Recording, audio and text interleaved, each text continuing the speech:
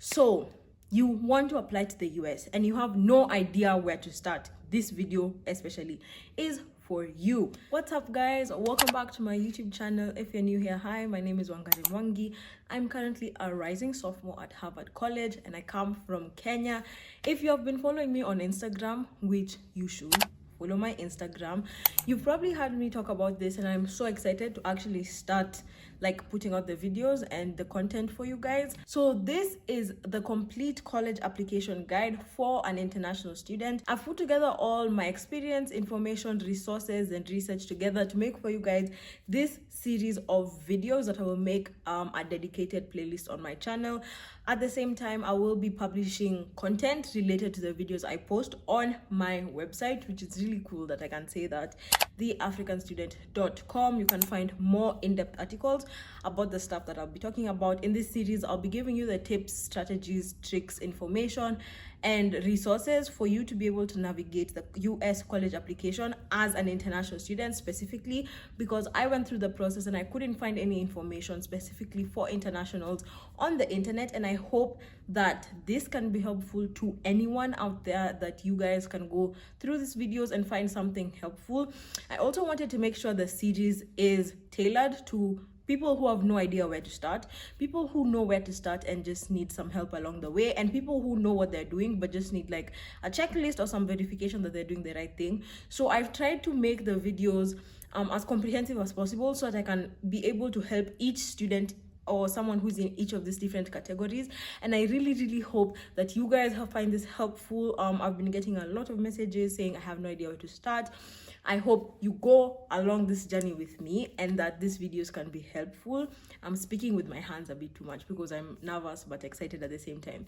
Anyway, that's a very long intro. Let's get into the video. So today's video is going to focus mainly on the College Board. I will touch a little bit on emails, but mainly we're going to be focusing on the College Board. The first place that you need to start, and what I tell people, is you need to open a Gmail account specifically for the college applications. In hindsight, it was one of the best things I did because I was able to separate my college applications from the rest of my life and have a dedicated email where it was what I was using to correspond with schools, to correspond with my teachers, to correspond with my counselor, to correspond with my admissions office for that specific school. It's what I used to open my student portals once I submitted my applications. It's what I used to submit my financial aid documents, and it's what I still use to date to submit my financial aid documents to Harvard.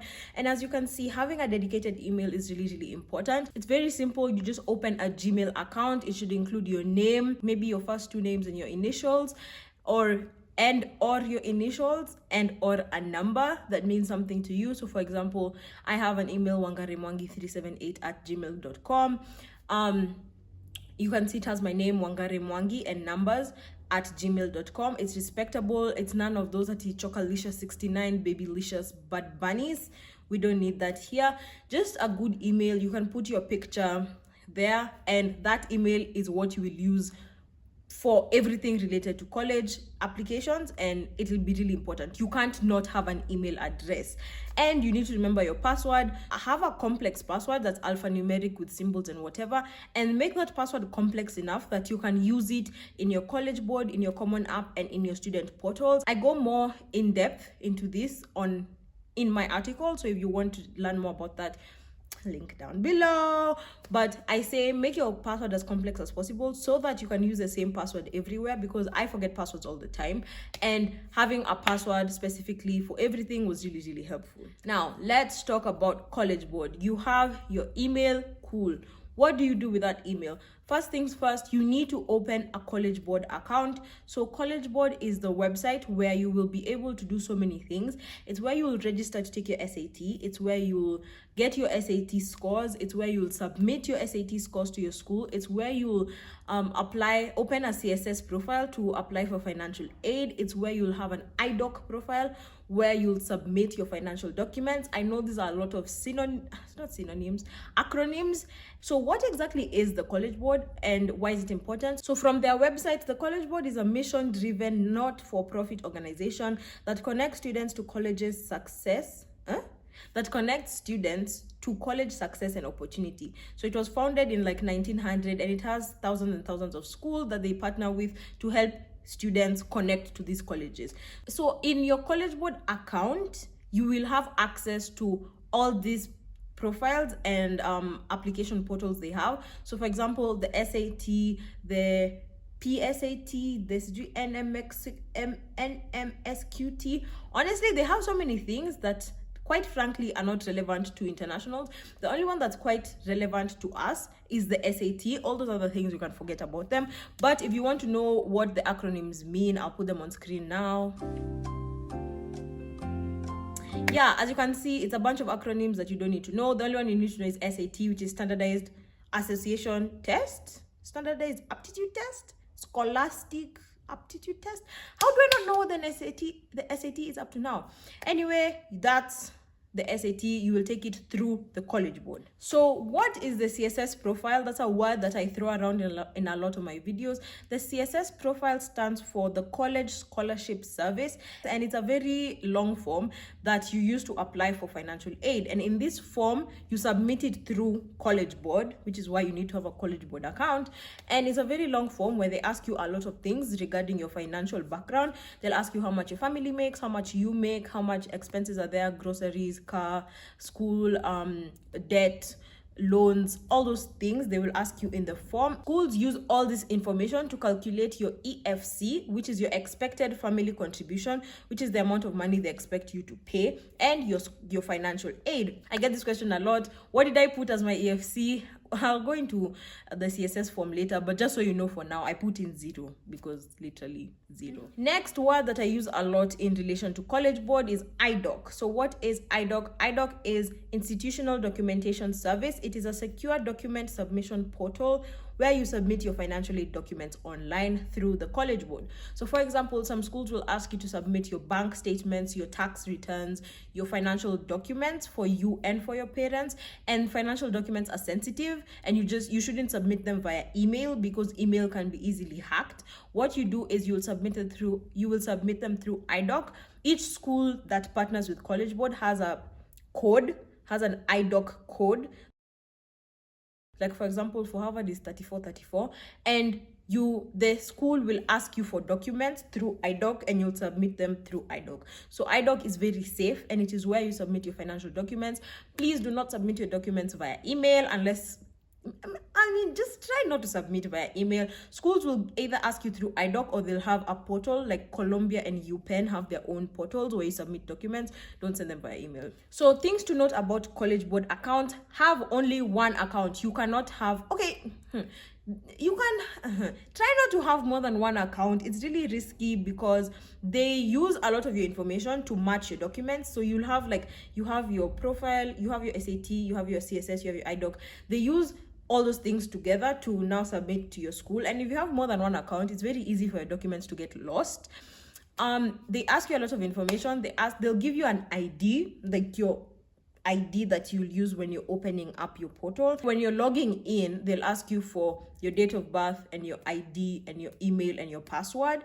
So they're trying to make sure that everyone has only one account, because if you try and open 2 accounts and then you use a different email but use the same birthday or the same ID, they will notice that it's you, and then you will get into trouble, I think. I don't know. Anyone over 13 years old can open a College Board account. If you're under 13, you'll probably need your parents to help you. I don't know if any of you are under 13, but yeah. So now that we know all this general information about College Board, CSS, IDOC, SAT, all those good acronyms, let's actually open your account. So first things first, you'll need to collect the following information: your birthday as written in your birth certificate, your full names, email address, your password for your email address, your expected high school graduation date, like the month and the year you graduated, and the name of your high school. On your browser, open collegeboard.org, click on create account, and you'll select I am a student. Then you'll have a form that you need to fill in with the information. For example, the general information part: first name, using me as an example, like